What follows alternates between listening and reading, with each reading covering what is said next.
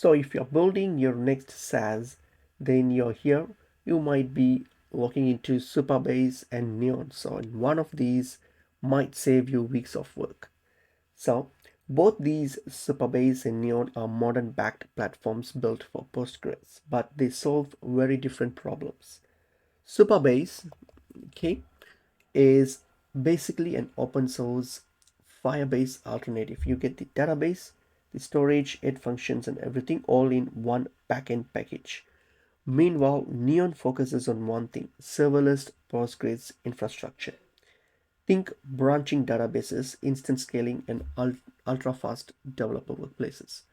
Supabase, if you like, if you're into Supabase, then what you can do, Supabase actually, it's instantly good for MVPs, indie hackers, and SaaS startups. Why? Because it gives you almost everything out of the box, like authentication, file storage, real-time subscription, everything.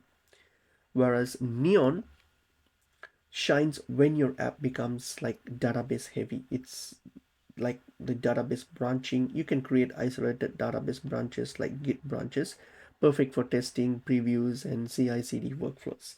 It also like scales compute separately from storage, which can seriously reduce cost for spiky workloads.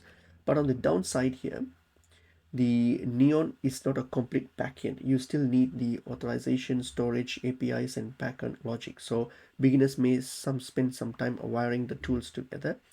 And Superbase here, on the other hand, has also some downsides of this is that you can feel opinionated. It's like if your architecture gets super custom or enterprise level, you may eventually outgrow the all-in-one approach. And the real-time features can also be a bit of expensive.